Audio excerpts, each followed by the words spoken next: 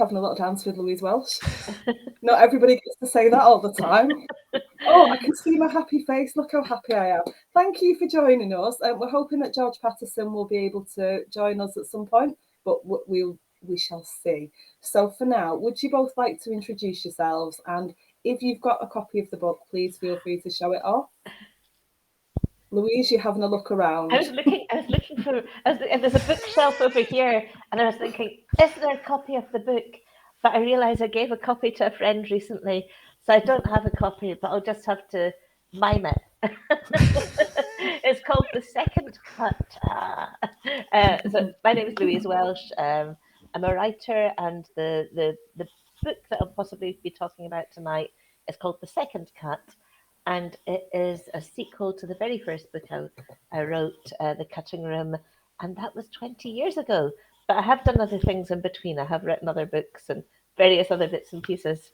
Can I just ask you, before we move on, to ask Tariq to introduce himself, how do you pronounce your lead character's name? Is it Rilke? I can't. Oh, me. Rilke. Sorry, Louise, yeah. Rilke. So at the centre of these books is a guy called Rilke. He's a Glaswegian. He's an auctioneer. He's a man about town. He's a gay man. And he's tall, he's thin, he's stylish. He's like the opposite of me, really. I poured everything that I'm not into this, well, gay, but everything stylish that I don't have, the height, the speltness and the style I poured into Rilke, who possibly has a similar sense of humour. Maybe that's the connection between us. Thank you very much. I do like to pronounce things properly, but I often get it wrong, so I do try. But I might be mispronouncing it, but then we'll mispronounce it together. Oh, it's your character. You can pronounce it however you want. It's your name. Yeah. Tariq, say hello, introduce yourself, and I see that you went and grabbed your book, so show that off as well. I'm Tariq Ashkanani, and Welcome to Cooper is my first ever novel, and so it's a small town American noir set in a made up town in Nebraska about a disgraced cop who gets sent there as a kind of punishment, or at least that's how he sees it, and he gets caught up in this kind of macabre dead girl in the snow with no eyes, and partner's corrupt, and there's a serial killer on the loose, and he's kind of under the thumb of it all. And so I kind of wanted to do a kind of thriller where you're never quite sure if you really back the main character or not, and if he's a good guy, he's a bad guy, and that kind of murky, messy story. Thank you. So no George as yet, but we'll see. I've not had an email, but we'll keep an eye out for him. So let's start with the really obvious question of, so how you found out you were nominated, longlisted, shortlisted, your reactions, are you still internally screaming? How are we feeling? Louise? Oh, it was really nice because Bob McDevitt, who organises it, Bob is like the guy that's behind all of the fantastic everything that happens alongside the board that helped program this brilliant festival. And Bob called me, and I was on holiday, and I was waiting on a ferry. And you know that way that you're away, and you're like, who's phoning my phone when I'm on holiday? So rude. So rude. I think, oh, hello.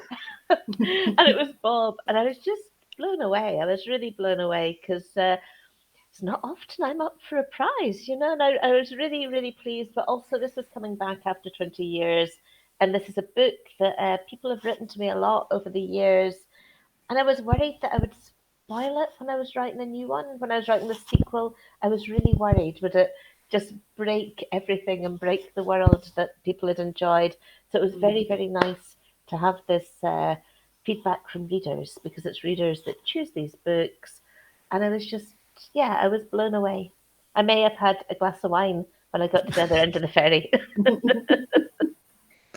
And Tariq, you write your debut, and then you find out that you've been nominated, it's amazing, shortlisted. I know. So it's very similar story to Louise. Actually, I got a call from Bob one afternoon saying that it was going to be announced, I think, the next week or the next day or something, but they were going to put the shortlist out. And I think there's no long list for the debut; you just go straight to the shortlist.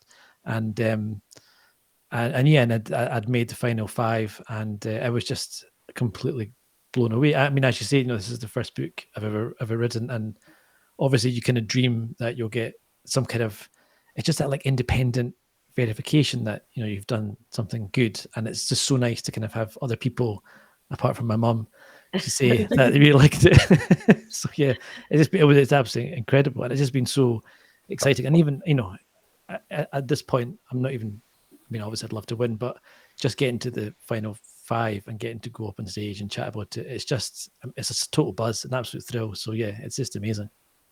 I think we're all winners already, aren't we? I totally agree with that, Louise. So what is what happens now? So you wait to find out who's actually won. So I'm assuming you'll receive some sort of phone call again.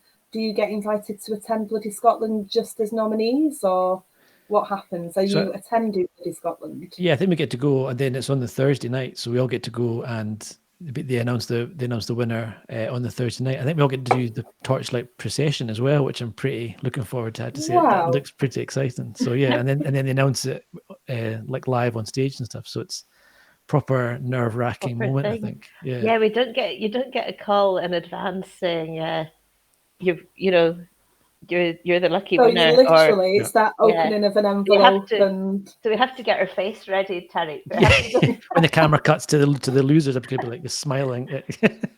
I've got this image in my head now of a scene from Friends years ago where Rachel's saying to Joey, "Practice your gracious loser face." It sounds like if either of you two win, you're going to have to pick your jaws up off the floor. You still have to get stunned. I think the brilliant thing, and I think it's the same with the debut list. These are really good books, and they're books by people whose work you enjoy, or whose work you're meeting for the first time and really enjoying. And yeah, so it's. I was joking. Well, I wasn't really joking when I said I feel I'm a winner already. Because I do. I feel that this is such a nice thing to be involved in. And like Tariq, you're just, I've never seen anybody read any of my books. I've never got on a bus and seen someone reading my book, Yeah, no, same here. And it's nice just to know that people have read it and they've enjoyed it. Yeah, absolutely, exactly. I'm scared of the torchlight procession though, because I'm quite clumsy. And like I mentioned, I'm quite wee. So I might, my hair might go I might set someone else's hair on fire. But it's such a good, like, it's such a varied list as well, I think, for both of them. Like they're such, like I was looking through the debut books and they're just like, you've got stories about, there's people with like disabilities, you've got people in modern day, you've got such a vast scope of stuff. And it just shows you that I think crime is such a kind of wide ranging label, and it's really great to see the breadth of where people take the kind of germ of a crime story and expand it to different places. And it's a great way just to get introduced to different authors and stuff. It's fantastic.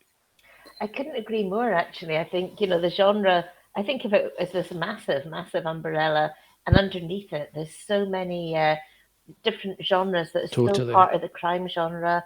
And I think also, at its very best, the genre explores politics, it explores social conditions, and that applies to everybody, doesn't it? And there's a great stream of Nigerian crime writing that's coming through.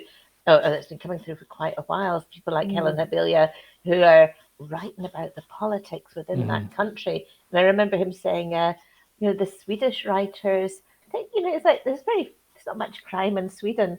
They have to invent it. It's like, see, in Nigeria, but there's, whatever the social conditions and the politics, crime writing can explore that in a way that we can digest and empathize with.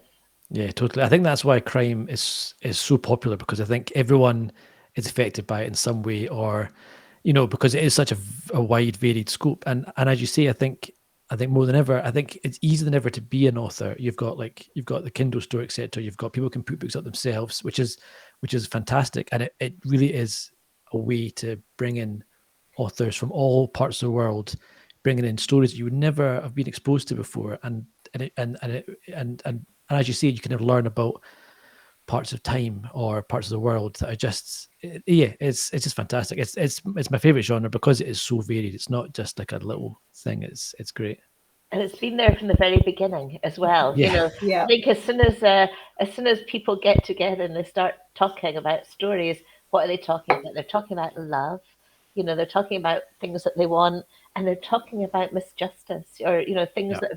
that have gone wrong. And these Yeah. very as soon as the novel appears, we have tales of injustice and escape and people. You know, all those things that we're still concerned with and still writing about today. But I absolutely agree with you about the new writing. New writing's always coming forth, and I think one of the things that I'm looking forward to at Bloody Scotland is the Pitch Perfect, Yeah. and I always Yeah. try Yeah. and rock up for that because this is a session where people submit their pitches, and then they get to perform them in front of an audience, but also in front of some agents, some publishers, and that's really exciting. You know, it's very nerve wracking for the I'm people going that to say, are it must doing be it. terrifying. Yeah.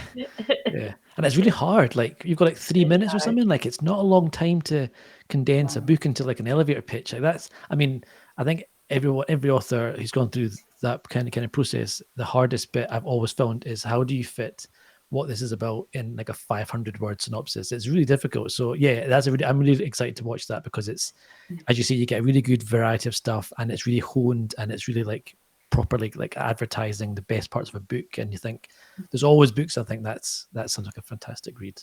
Yeah. And it is brilliant. You could give 50 different people a writing prompt and you would get something completely different. Yeah, You know, totally. you're not going to get the same book twice, which is madness. You'd think there'd be some overlap, but it seems to be very varied. Yeah. Yeah, although there is sort of overlap in a way sometimes, isn't it? It's like you get things like domestic noir, and yet people are approaching, as you say, Sam, that genre from so many different angles. You know, Yeah. and I think that idea and the intersections with other genres, the intersection with, you know, gothic and horror, and possibly even romance. You know, there's always we talk and quite sometimes we put romance down, but actually there's always something about love and desire within these books as well. And it's funny. I'm looking for a book that I had. I don't know where I've been moving my office around. I've got this, actually. I used the postcard.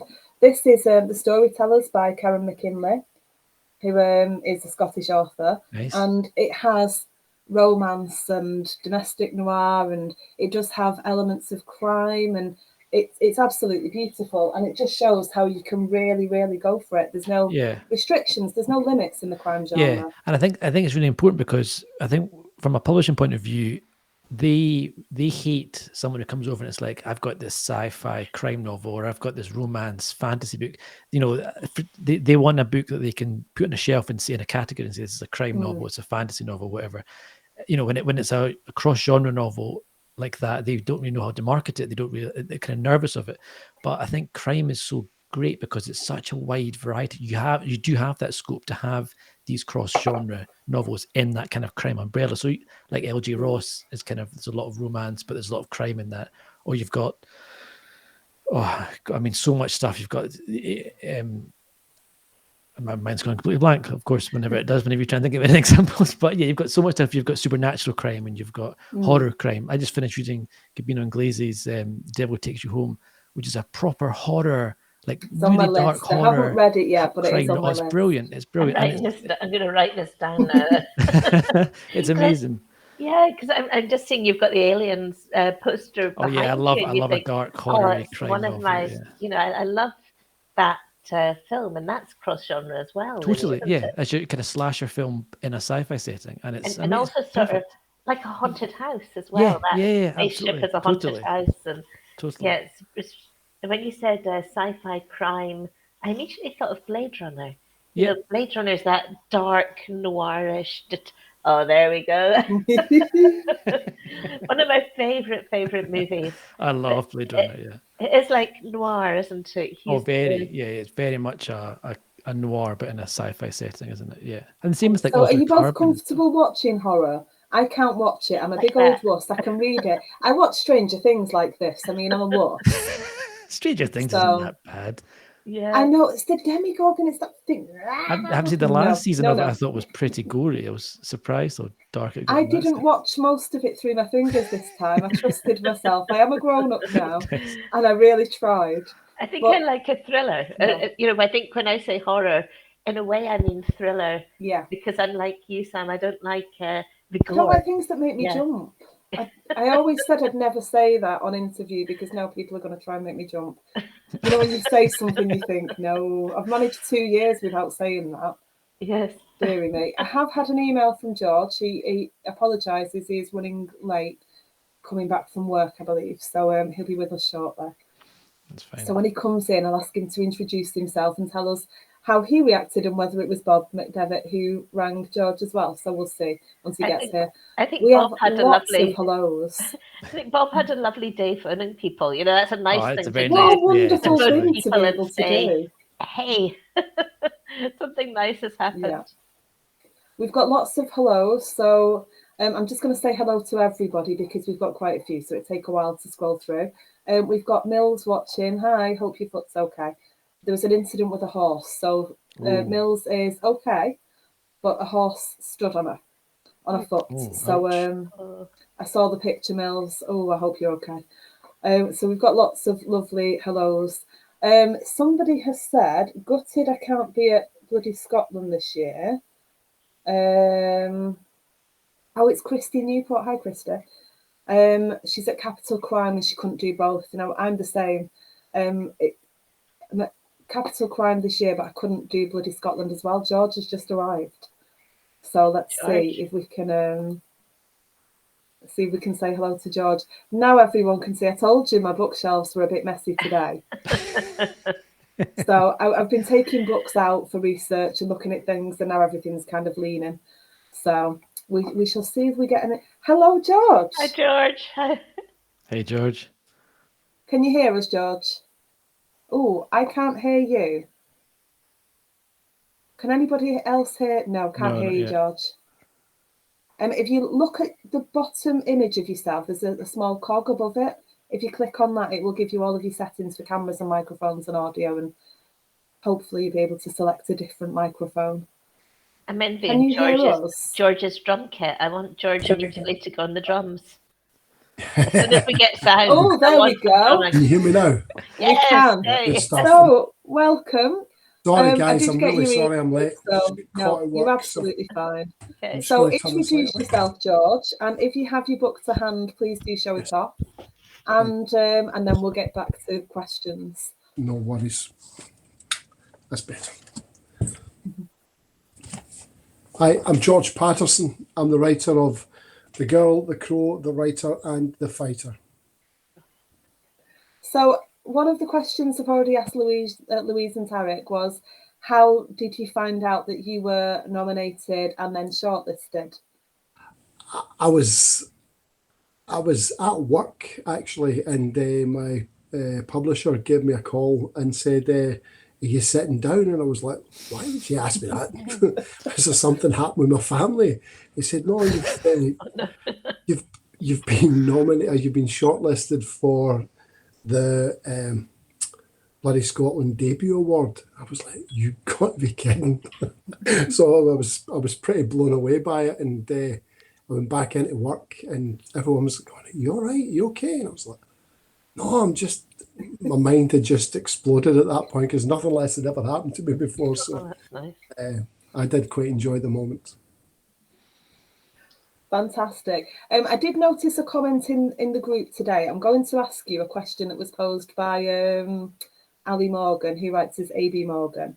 And I've literally written it down because it was quite long. So bear with me a second.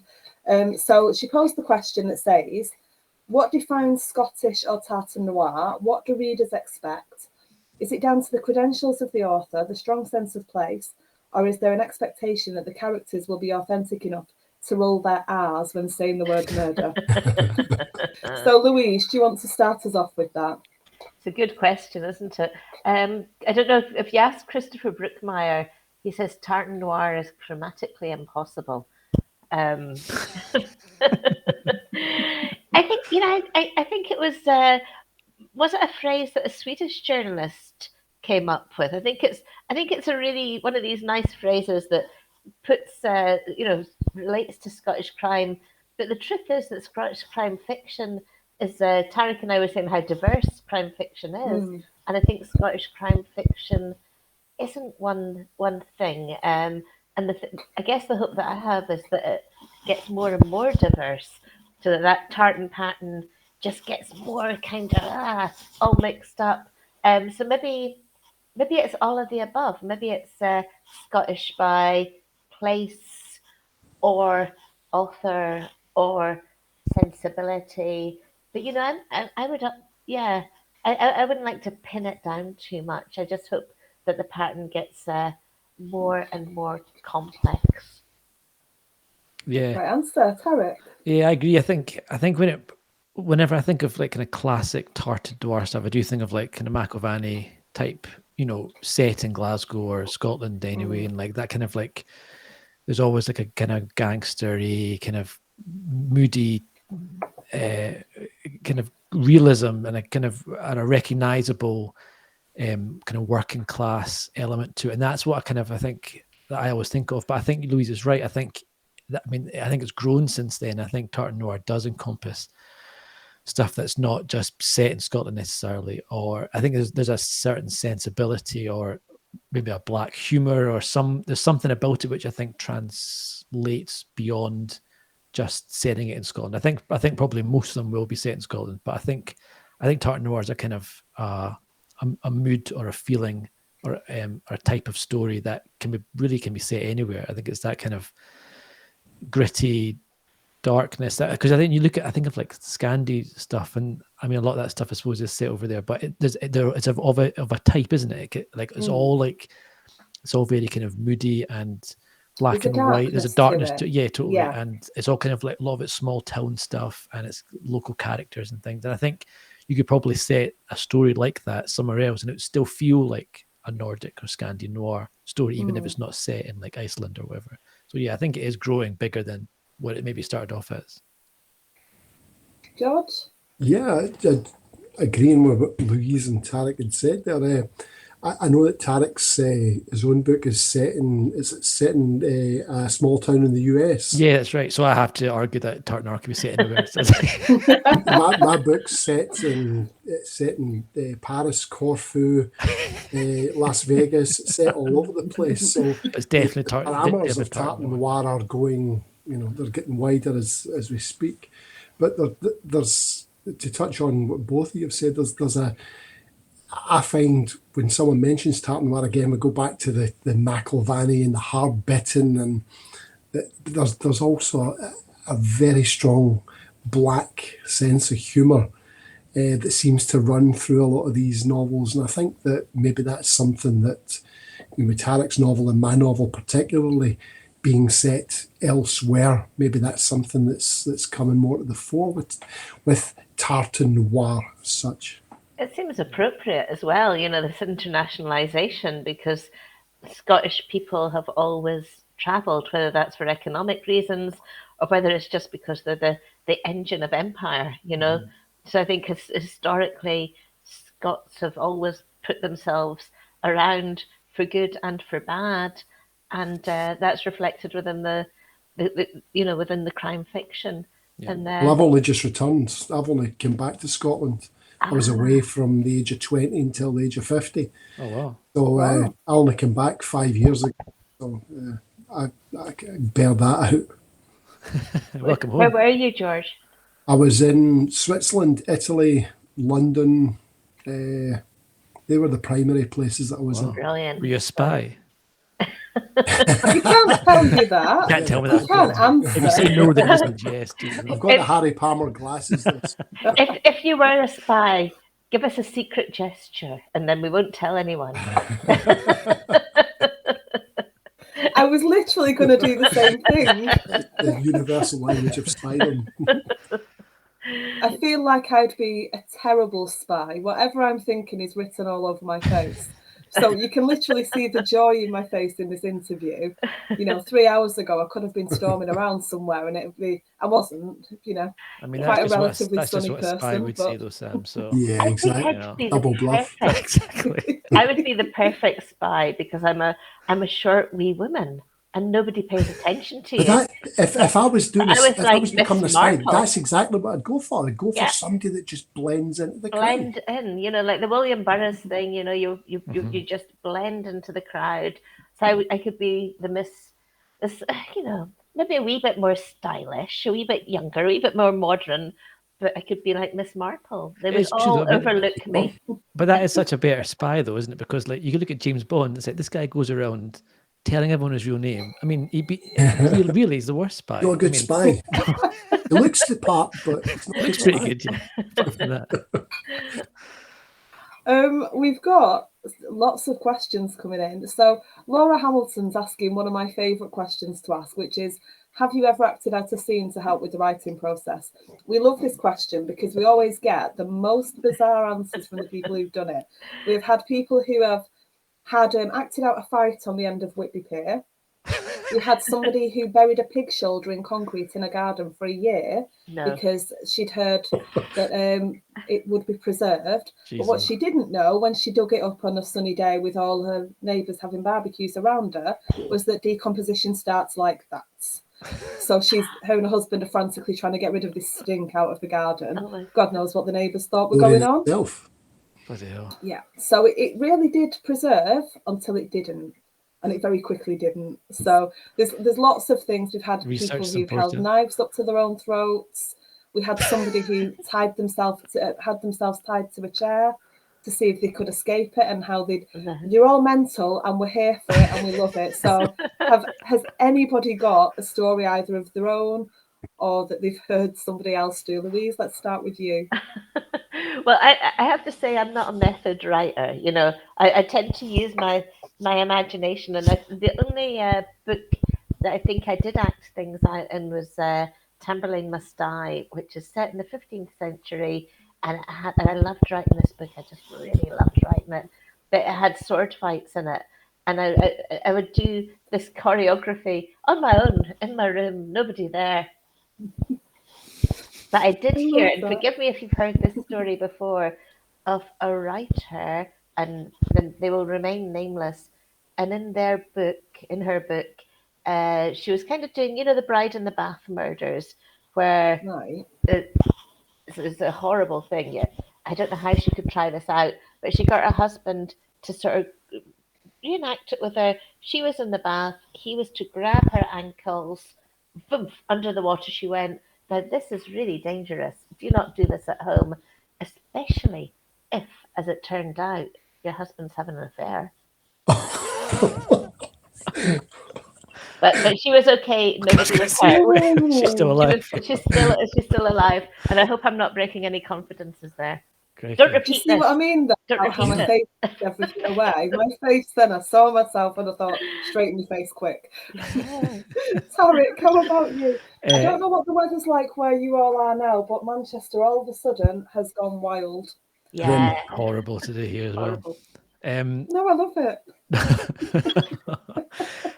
I've never got. I mean, I think I've definitely acted out dialogue stuff. Like I'll kind of talk out loud. Yeah, we get back that. And forth. That's probably the most. And I've maybe kind of done. I think physical stuff. If it's like a kind of a fight, or if it's a specific type of motion that you're trying to get, like a wee hand grab something or pick something up. If it has to be done in a specific way for plot reason, or whatever, I'll definitely kind of work out how can his palm be face up if he does that or something. But dialogue's probably the one thing. I've never murdered anyone. I've never hidden anyone in their porch or scooped anyone's eyes. Isn't that what you'd say? I mean, it is to be fair. Back to the whole spy. George, how about you? I'm just remembering now that Sarah Bonner told me she drank a bottle of wine because you can't do things with a full bottle of wine. And then her and her husband were trying to figure out how you would use this bottle of wine to whack somebody over the head with it, where your hand would be. And yeah. Nice.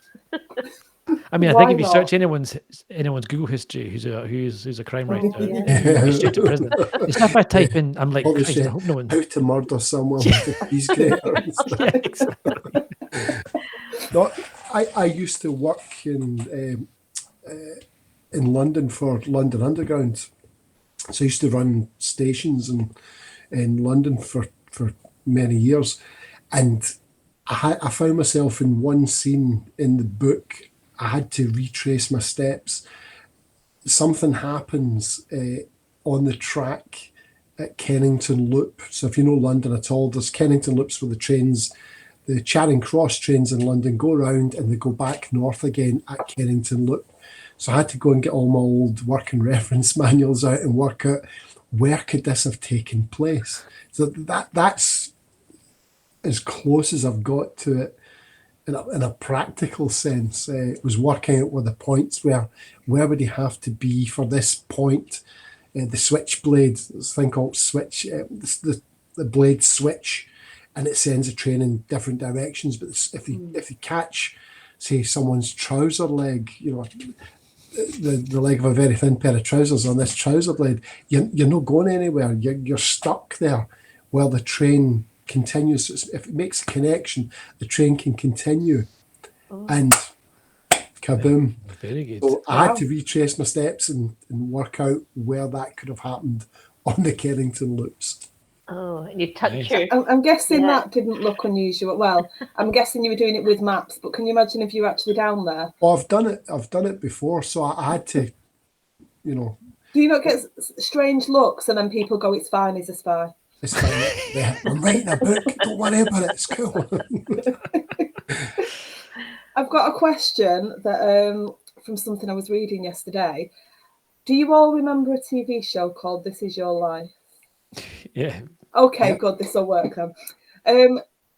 If you were presented with the big red book, is there somebody from your life, maybe childhood, teen years, or recently? Is there somebody that you would really like to be there? Somebody who's inspired you in some way? Somebody who you had a really nice time with? It doesn't have to be a work and book related thing. Anything at all. And Louise, I'm throwing you in first. Oh my goodness. I was just thinking I'd want to bring back all these dead folk. That's allowed. That is permissible under this game, yes. Yeah. Oh my goodness. Yeah, I've worked with so many people over the years, and I work with writers that are young in their craft as well. I'm professor of creative writing at Glasgow University, and you meet these fantastic writers, and some of them stay in touch, and some of them don't. And then you might hear from them 10 years later, and they've come back and they've published their book. So I guess sometimes, you'll be thinking about, because these stories that people have written stay with you.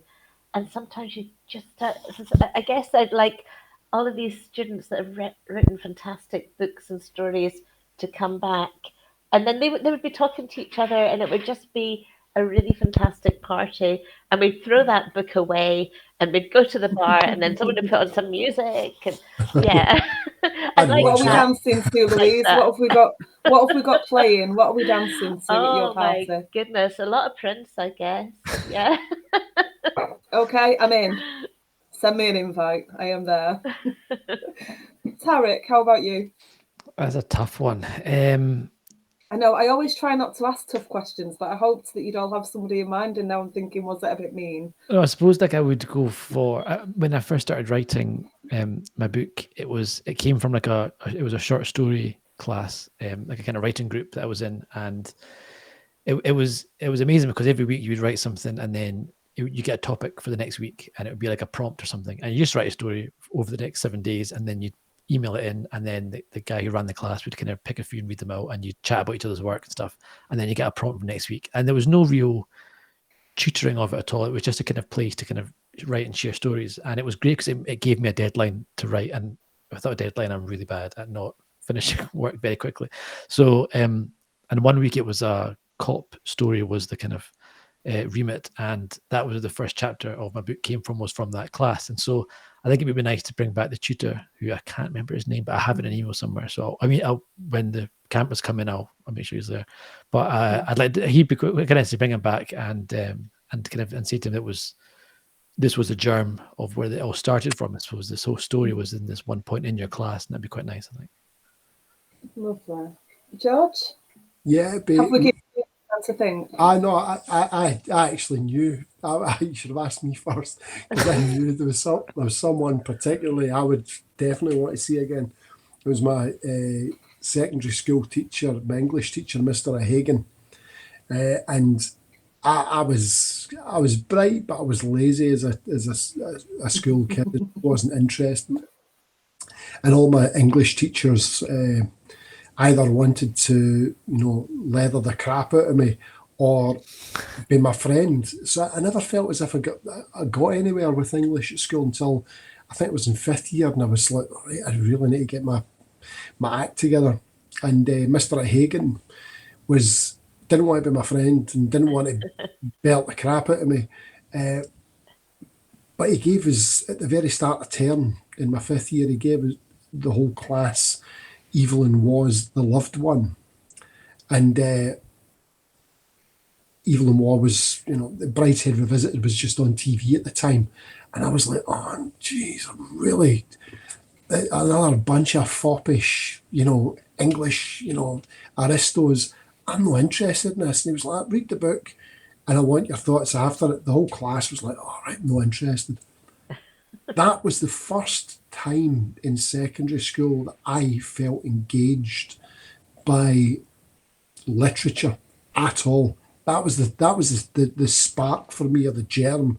As Tariq was saying, that was the thing that made me go, I get this. I loved it. From about page 10, I was like, oh, this is brilliant. It's funny. It's irreverent, immoral. Everything about it was, nothing about it was like Brideshead Revisited. It was the antithesis of that, set in the Hollywood skin trade, the beauty trade, and a bit of the film industry of the 30s and 40s, and it was phenomenal. I laughed like hell. So when we finished the book, he asked the class, what they thought, and it was all, don't know, all that kind of usual kind of stuff. And he asked me, and I was like, I loved it, and I told him I loved it, and he was like, that's one in the win column. That's I've got you now.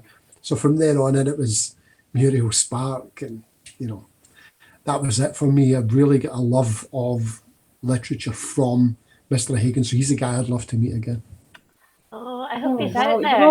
You need to search him down, George. I know. I've been looking for him. I hear he's still alive, but I don't know where he is. I'm hoping that he's so excited to hear that. I'm hoping he's watching us tonight. If you're watching us tonight, Mr. Hagen, get in touch. There's a free book in it.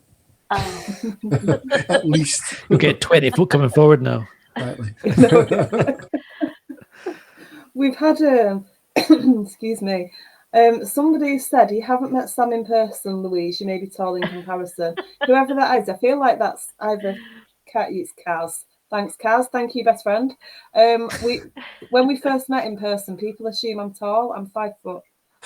So I don't know why people assume I'm tall. I don't want to be tall. I'm quite happy being little. I used to get the most piggybacks in high school. It's the best thing. So Caroline Maston. So she loves me really. Thanks. We've got quite a few questions still. Somebody has asked, do you think first books or second come easier writing-wise? Has your method changed at all? So, Louise, you've written quite a few now. Tariq and George, I assume you're now working on your second books. So let's go back to Louise first. So has your writing method changed, and does it ever get easier? Tell me that it gets easier. Tell George and Tariq that it gets easier. When I finished my first book, and I did find it difficult, I think writing is difficult. It really is. When I finished the first one, I thought, now I will know how to do it. I've got there and I'll know how to do it.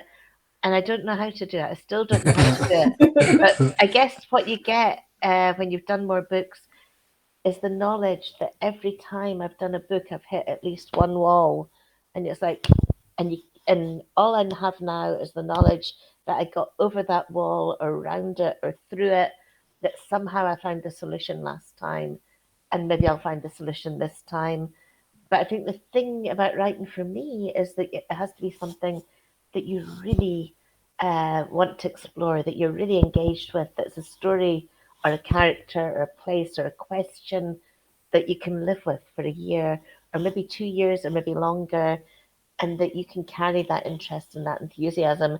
And I don't mean that you go to the desk every day like, whoa, I can't wait. You don't get a raring.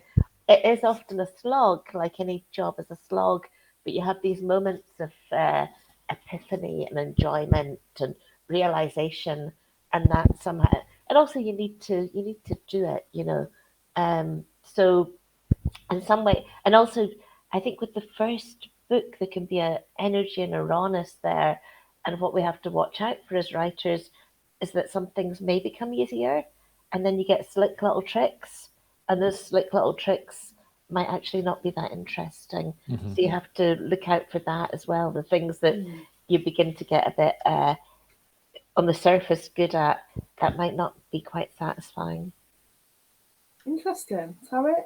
Yeah, I totally agree with that. I'm actually working on book 3 at the moment, and the difference I found between book 1 and 2 especially was with book 1 we've got like unlimited time. You've got as much time as you need, and then when I got a 2-book deal, and for book 2 I had about less than a year basically to get this thing written, and it was such a different experience. And Louise is totally right in that. And on the one hand, you do have this kind of confidence in yourself, in that I've done it before, I can do it again. It's not this impossible new task now, but it's still it's what you will always get, I think, no matter how many books you've written, is that self-doubt and that feeling of this isn't working and this is just crap. And for me, both times, the first 20,000-30,000 words, I'm like, this is maybe the best book anyone's ever written. Actually, it's incredible. And then you get kind of midway through and you think, no, I think it actually might be the worst book anyone's written. It's just garbage. And then and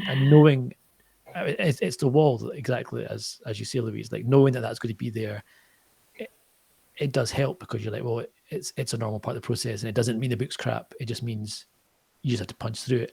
And for me, it's just getting that kind of vomit draft down on paper, and then knowing, for me anyway, the writing is in the rewriting, it's in the drafts, and that's when it gets closer to that kind of perfect image you had in your head. And you never get it right first time, and that's okay. And realizing that and accepting that was a big thing for me. Brilliant. George? Excellent stuff there. This is for, I'm halfway through book number 2, and I've went in a completely different direction this time. Went for completely different themes, different feel, different locations. I had 2 books that I'd started writing at the same time. I thought I could juggle writing 2 books at the same time. Very, very different books as well. My head's full of ideas, and I thought I'll do this. I'll go wherever the muse takes me. I'll start with this one, and then when I'm fed up with that, I'll move on to the other one. I got probably 10,000 words into one and about 15,000 words into the other, and it was like, no, I really need to make a choice here. I need to go with one and just give it my entire, because I found myself, I was starting to lose sleep, because and when I don't know about you guys, but when I'm writing something, or when I'm creating something, I feel as if I have to inhabit the entire story. It's with me when I go. It's the last thing I think about before I go to sleep at night. I've got the books beside my bed, scribbling to 1:30, 2 in the morning, and then it's like first thing I wake up and I'm going to work and I'm thinking about it. So it never leaves me. It's one of those things, you make a contract with yourself. I found that when you're writing something, you have to just devote yourself creatively entirely to that one piece. When it comes to the wall, as you were saying, I worked that one out on the first book. I realised that I'd hit a wall on a number of occasions, and I found that just sitting and writing and doing the vomit draft, as Tariq said, was just keep going, just keep, just move your fingers. Something will come. It might be garbage, but you can go back and change that. And when it comes to drafts, I don't write one draft and then go back and do it again.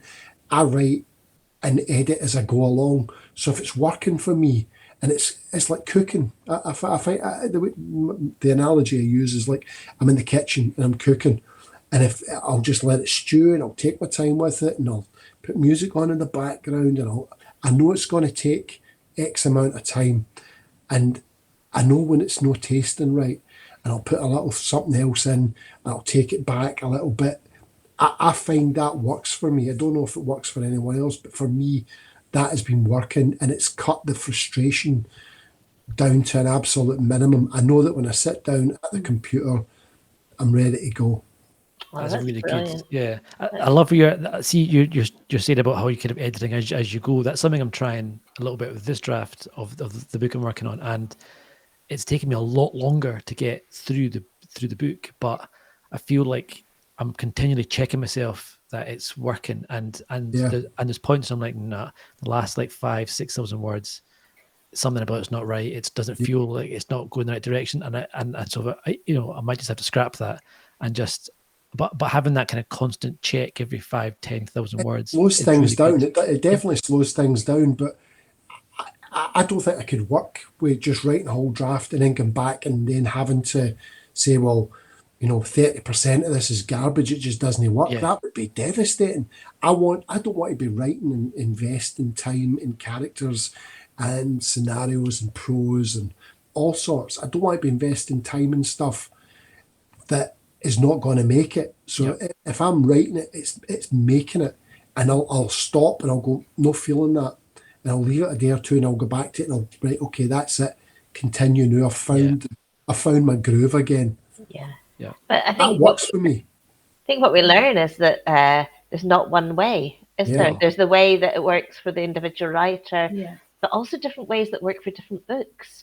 Suddenly you realize that your method is changing, and the act of realizing that something isn't working is a decision in itself, isn't it? Because I once started a book when the guy was 11 years old, and I've written about 20,000 words of this book. He's 11 years old. He's growing up. Oh, it didn't need to start until he was 30. It was like maybe his mid-30s even, and I had to just throw, I think maybe one page of that 20,000 words made it in, but which is not a happy day. I didn't have anyone to kick except myself, but actually in a way it is a happy day because you've found, like you say, George, you've found your groove, you've found it. Now I know where it begins. Yeah, and if I'd trying to get to that before you spend that amount of time writing. Totally agree. It's so hard, isn't it? You write your way in sometimes, and sometimes you just know, but you have to. It has to be the best book that you can do, and sometimes that involves having a wood-burning stove. But isn't it a nice feeling when you catch that groove and you write something and you go back to it the next day and you go, I can't remember writing that. It's the best feeling. Yeah. I know. Just makes it all worthwhile. And that kind of moment when you're like, okay, it's late and I'm tired and I'm writing crap, but I'll just type away, and you go back the next day and you're like, actually, that's actually a lot better than I remember being. And that's why I do it. Yeah. I think we're all gonna, and I'm sure lots of people in the chat as well, we're all gonna steal that phrase, Tariq, the vomit draft. Oh, my first draft. That should be in the comment. Everyone's gonna be using that now. I'm going to ask about music because George, you mentioned putting music on and kind of distracting yourself. I don't know if this is a normal thing that people have. I have a song that I sing in my head, not to do with writing or anything, but if you're kind of not feeling the day and you need to get yourself going. Mambo Number 5 by Louise.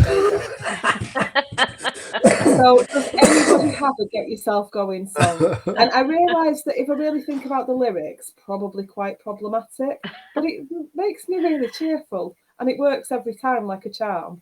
So Louise, have you got a Mambo Number 5 of your own, something that just G's you up?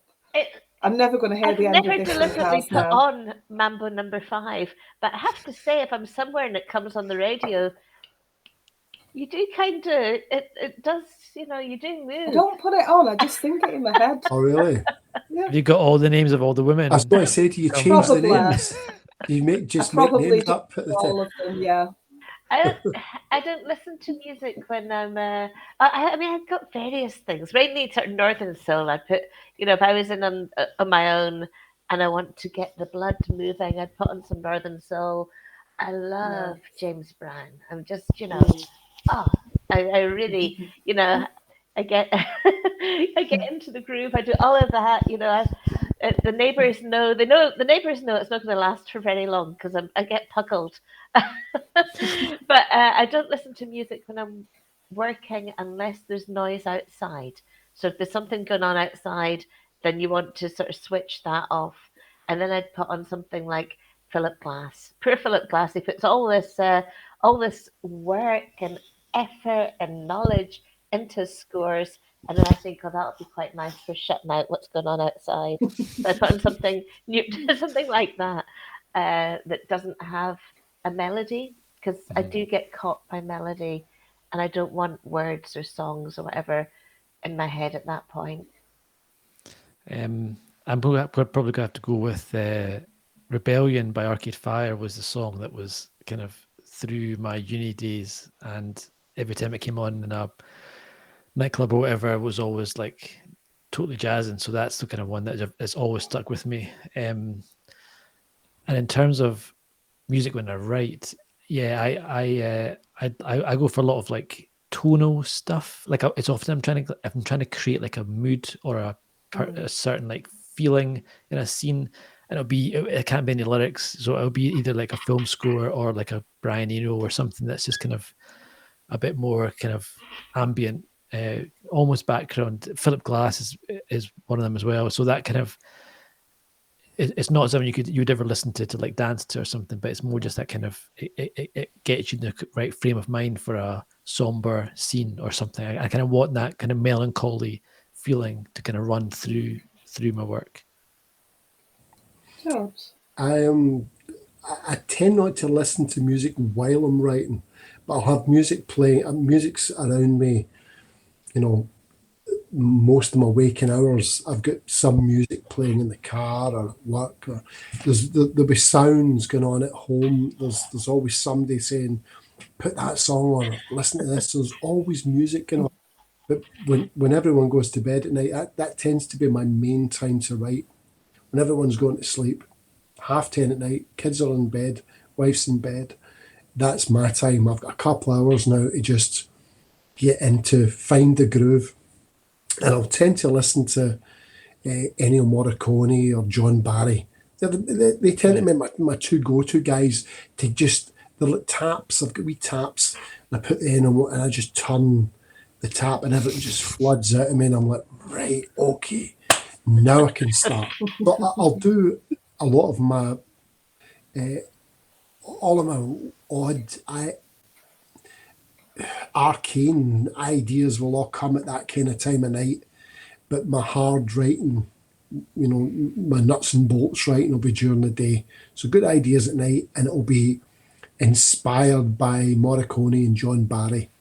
That's brilliant. So you kind of do the kind of odd, weird stuff in the evening, and then in the daytime go back and you'll kind of finesse it or whatever. Yeah, because I find that when just before I drift off to sleep, my thoughts are at their most lucid, and I totally agree with that. Yeah, just about, it's not quite.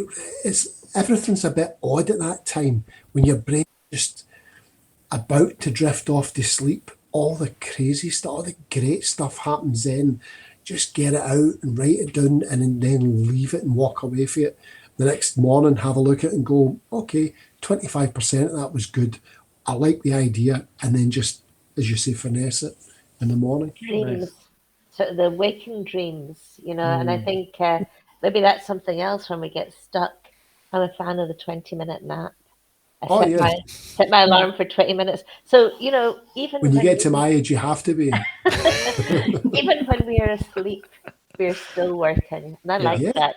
Someone comes in and I'm laid out on the couch with the newspaper over my face. I'm actually working very hard. I agree with that. I am so taking that. I'm going to buy a newspaper just for that purpose. Kaz is going to have so much fun with the fact that I just mentioned Lou Bega. Kaz taught me, and I'll sing Coldplay while I follow you around Leeds.